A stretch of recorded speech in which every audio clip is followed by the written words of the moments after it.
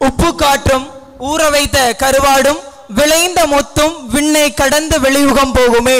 அப்பேற்பட்ட பேரோடும் புகழோடும் திகழும் தூத்துக்குடி மாவட்டத்திற்கு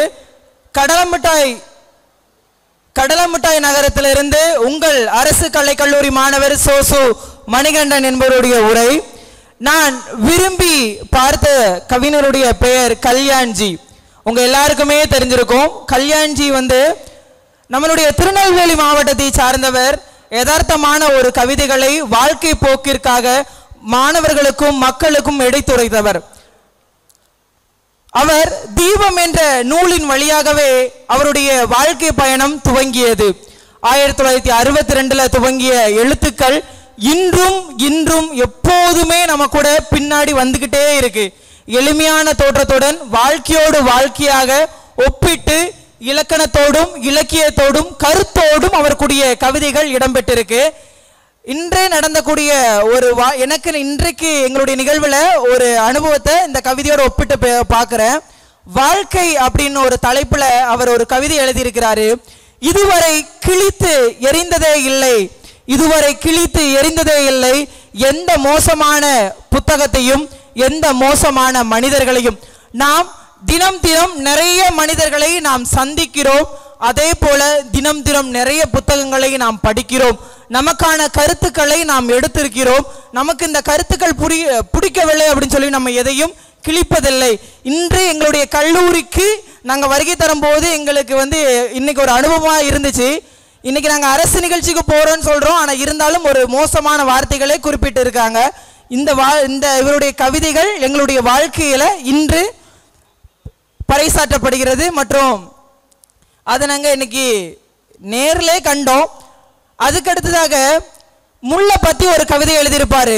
நம்ம பாதையில நடந்து போவோம், முள்ளு குத்தும், அதை நம்ம எடுத்து அப்படியே தூர போட்டு போவோம். அடுத்து அதே பாதையில ஒருத்தர் வருவாரு, அவர் காலையும் குத்தும், அவரும் தூர எடுத்து போட்டு போவார். அதுக்கு ஒரு கவிதை அவர் எழுதியிருக்கிறாரு. யார் பாதத்தில் தைத்ததோ என் பாதத்திலும் தைத்தது, நான் மீண்டும் பாதைக்கு செல்வேன் முள் அப்படின்னு சொல்லுது.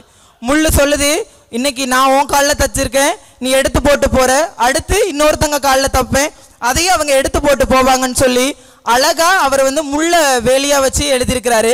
அதுக்கு அடுத்ததாக நம்ம எல்லாருக்குமே ஒரு கனவு இருக்கும். அந்த கனவு தேடலின் வழியாக நம்ம தேடும். அந்த தகுதிக்கு அப்படின்னு சொல்லி ஒரு கவிதை எழுதியிருப்பாரு. என்ன செய்து கொண்டிருக்கிறாய் இப்போது என்று நானும் இனிமேல் கேட்கலாம், ஏனென்றால் எனக்கு வேலை கிடைத்து விட்டது, நீ என்ன செய்து கொண்டிருக்கிறாய் என்று. தகுதி சொல்லுமாம், நான் ஒரு இடத்துல நிலையா இருக்கிறேன், நான் நல்லா இருக்கேன், நீ இன்னும் அப்படியே உட்கார்ந்துட்டு இருக்க, உனக்கான இடத்தை நீ தேடிப்போ, அப்பதான் உனக்கான தகுதி உன்னை தேடி வரும் அப்படின்னு. அடுத்ததாக இல்லாதது இருக்கிறது நீண்ட இடைவேளைக்கு பின் நான் என் நண்பர்களை சந்திக்கிறேன். அவர் கவிதை வேற, என்னுடைய வாழ்க்கையோட அவரோட கவிதை ஒப்பிடுறேன்.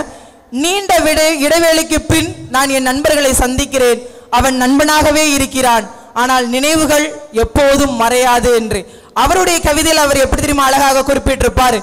நீண்ட இடைவேளைக்கு பின் இல்லாத வீட்டிலே நான் இருப்பது போல காட்சியளிக்கும், அதே நீண்ட இடைவேளைக்கு பின் நான் வீட்டிலே இருக்கிறேன், ஆனால் இல்லாதது போலவே எனக்கு காட்சி அளிக்கிறது என்று கல்யாண்ஜின் அழகாக அவருடைய வாழ்க்கையோடு வாழ்க்கையாக ஒப்பிட்டு நமக்கெல்லாம் பல கவிதைகளை தந்திருக்கிறார்.